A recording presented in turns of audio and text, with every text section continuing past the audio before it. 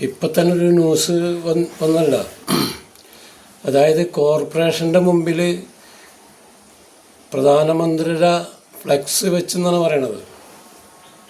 ആ പറച്ചിൽ അവൻ്റെ ആവേശം കണ്ടപ്പോൾ ലോകം അവസാനിക്കാൻ പോകുമെന്നാണ് അവൻ്റെ സംസാരത്തിൽ നിന്ന് തോന്നുന്നത്. എന്താണ് ഇവിടെ വല്ല ഭൂകമ്പോ ലോകാവസാനം വരുന്നുണ്ടോ? ഈ മനോരമ ന്യൂസുകാർക്ക് ഇത്ര ഈ പറഞ്ഞ ഈ കുരുപൊട്ടേണ്ട ഭാഗങ്ങളൊക്കെ എന്താണ്? മറ്റുള്ള ഒരുപാട് കാര്യങ്ങളുണ്ടല്ലോ, നിങ്ങൾക്ക് അതിനൊന്നും പോകാനോ അത് അന്വേഷിക്കാനോ അത് പറയാനോ നിങ്ങൾക്ക് നേരമില്ലേ? ഇപ്പം ഈ നമ്മുടെ ഇന്ത്യൻ പ്രധാനമന്ത്രിയുടെ ഒരു ഫ്ലെക്സ് കോർപ്പറേഷൻ്റെ മുകളിൽ വെച്ചെന്നുള്ളതാണ്. ഇപ്പം അതിനിപ്പോൾ നീ ഇപ്പം എന്ത് ചെയ്യും? എല്ലാവരും എന്ത് ചെയ്യാൻ പോണത്? ഭൂമി കുലുക്കോതി ഇല്ല. നിൻ്റെയൊക്കെ സംസാരം കേട്ടാ സംസാരിക്കുന്നതിനും ഉള്ള ഒരു അച്ചടക്കം. നിങ്ങളൊക്കെ മാധ്യമ പ്രവർത്തകരും മറ്റുള്ള കോപ്പുകളൊക്കെ എന്നിട്ട് എന്ത് കാര്യം? എല്ലാത്തിനും പറയേണ്ട രീതിയിൽ പറയുമ്പോൾ അത് ഉൾക്കൊള്ളാനും മനുഷ്യന് അത് കേൾക്കാനും ഒരു ഇമ്പുണ്ടാവും. നിങ്ങളൊക്കെ വെറുതെ ഈ പട്ടികൾ വരയ്ക്കണമായിരിക്കും കുറച്ച് ആര് കേൾക്കാനാ? ഇവിടെ ഇപ്പോൾ വേറെ ആരും അതിൻ്റെ മുകളിൽ ഇത്രയും കാലം ഈ ചോപ്പക്കൊടിയും ആ കൊടിയും ഈ കൊടിയും സർവ്വ കൊടികളും ആയിരുന്നില്ലേ? അതിനൊന്നും നിനക്ക് കുഴപ്പമുണ്ടായില്ലേ? ഇത് കയറിയപ്പോഴാണ് നിനക്ക് കുഴപ്പമുണ്ടായുള്ളൂ. ഇവിടെ ഈ സ്വർണ്ണക്കൊള്ള നടത്തി ഇതിൻ്റെ കാര്യങ്ങളൊക്കെ നിങ്ങൾക്ക് പത്രത്തിലൊക്കെ ഒരു നല്ല രീതിയിൽ റിപ്പോർട്ട് ചെയ്യാൻ നിങ്ങൾക്ക് പറ്റുമോ? മുട്ടിടിക്കും നിങ്ങൾക്ക്. മനസ്സിലായില്ലേ?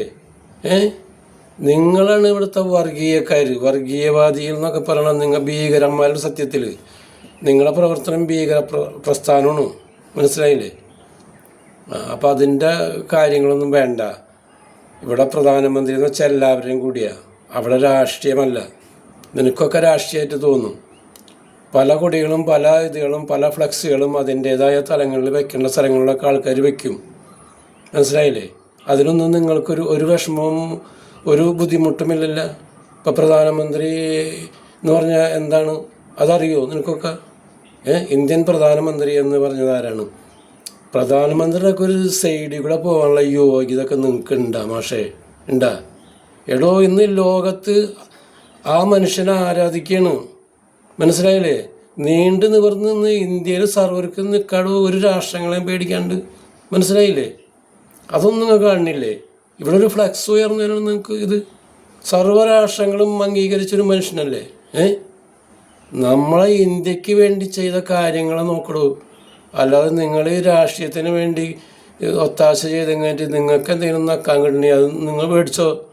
അതിനൊന്നും നമുക്ക് തടസ്സമില്ല. ഇപ്പം അതല്ല ചെയ്തുകൊണ്ടിരിക്കുന്നത്. ഇപ്പം സ്വർണ്ണപ്പാളി ഈ അയ്യപ്പ വിഗ്രഹത്തിൻ്റെ അത് എത്ര കോടികളാണ്, 500 കോടികളൊക്കെ കട്ട് ഒതുക്കിയെന്ന് പറഞ്ഞിട്ട് ഇതിന് ചോദിക്കാൻ ഇതിനൊന്നും നിങ്ങൾക്കൊരു വിഷമമില്ലേ? ഇത് മൊത്തം പൊതുജനത്തിൻ്റെ മുതലല്ലേ? അതൊക്കെ ഒരു നാടിൻ്റെയൊക്കെ അല്ലെങ്കിൽ രാജ്യത്തിൻ്റെയൊക്കെ മൊത്തം ഒരു വിശ്വാസത്തെ തന്നെ വ്രണപ്പെടുത്തി ചെയ്ത് കൂട്ടിയ ഈ കൊള്ള ചോദിക്കാനൊന്നും നിങ്ങൾക്ക് മനസ്സില്ലേ? നിങ്ങളൊക്കെ എവിടെ നിന്നുണ്ട് നിയമം പഠിച്ചത്? എന്തെങ്കിലും കാണുമ്പോൾ ഇങ്ങോട്ട് ഓടി കാള പറ്റുന്ന പറയുമ്പോഴേക്കാണ് കയറെടുക്കാനായിട്ട്. കുറച്ച് മാന്യമായിട്ടൊക്കെ ഒരു കർമ്മത്തിലേക്ക് വാടൂ. നല്ല കർമ്മങ്ങളല്ലേ മനുഷ്യന് ആവശ്യം. എന്തും പറയാൻ നമുക്ക് പറയേണ്ട രീതികളുണ്ട്. നീ ഇതേതാണ്ട് ഇവിടെ ലോകം ഇടിഞ്ഞ് വീഴാൻ പോണ മാതിരിയാണ് നിൻ്റെ സംസാരം.